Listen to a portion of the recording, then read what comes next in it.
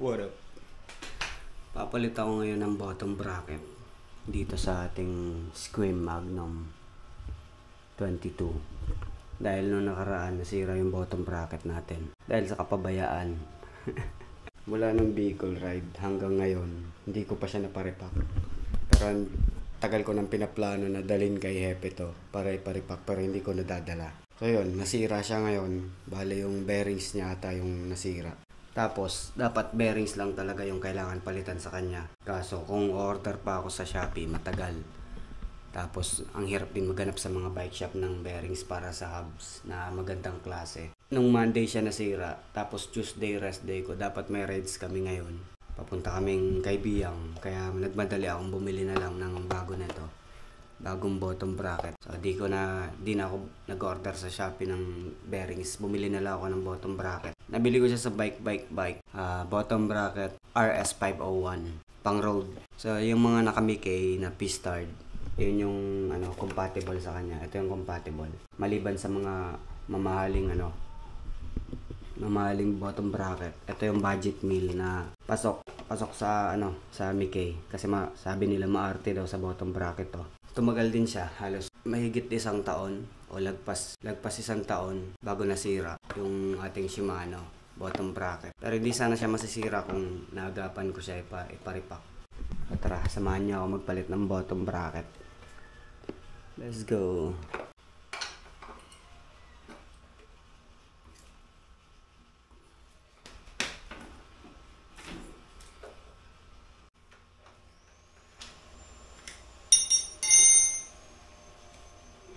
So, sa mga naka-Mickey P-Stard na crank, ingatan yung huwag ma-lost thread ito.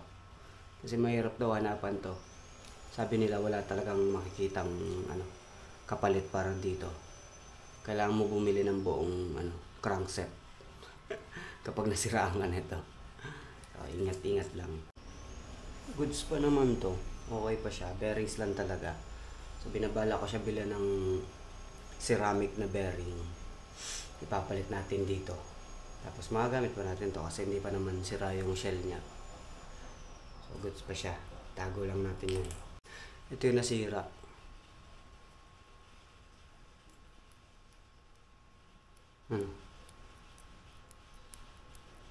Maalog na. Bearings lang talaga siya. Kailangan lang palitan ng bearings. At ito na ang ating bagong bottom bracket.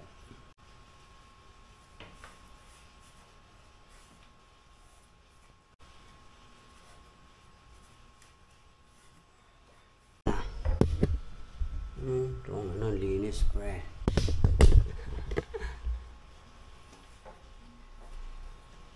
Ngayon, lalagyan natin siya ng grasa. Ito yung gamit kong grasa. Extreme pressure lithium grease.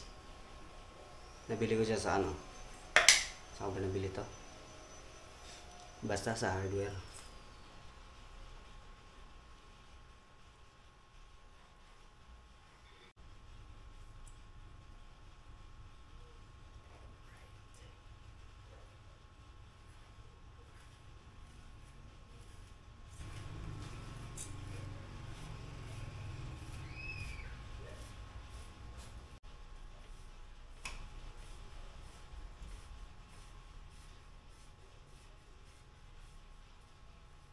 Gagamitan na natin siya nito para mas mag-lock kasi hindi pa siya ganun ka-lock.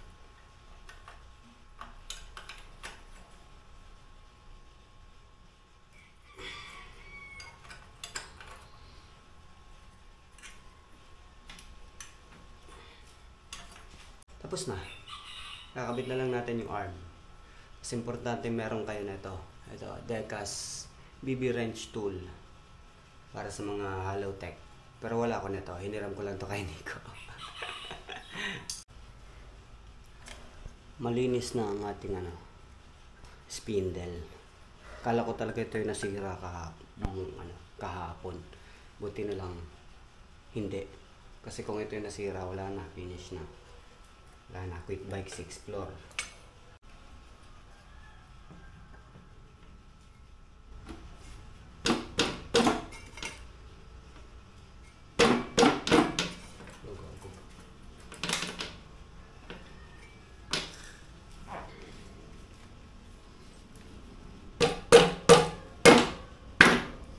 Nakabit ko na, pero higpitan natin to.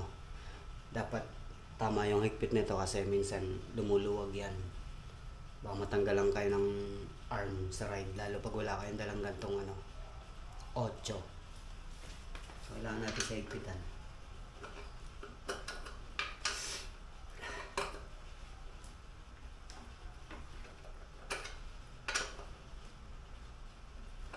Rent ang mga higpit lang kasi baka mamaya ma-lost thread yan.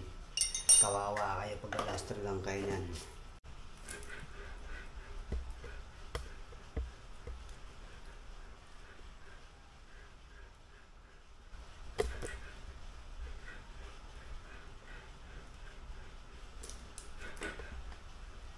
Ganun, wala nang alam.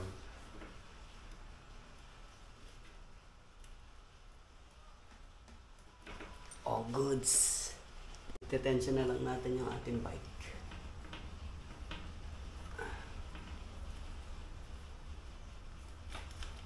Bigyan ko kayo ng technique sa pag-tension. Kasi minsan mahirap talaga mag-tension. Gagamitin natin to. Itong tsinelas. Suksok mo lang dito. Alam mo may nabibili nun yung para dito. Yung panglagay dyan para mas madali mo siya ma-tension.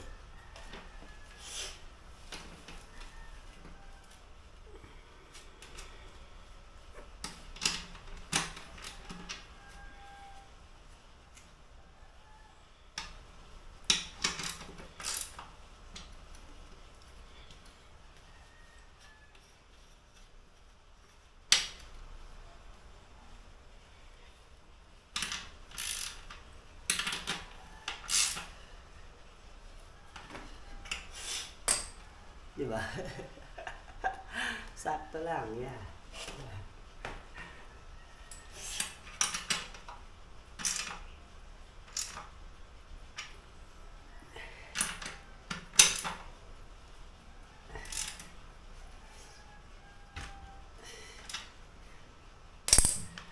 Hindi maluwag, hindi masikip. Ina mo.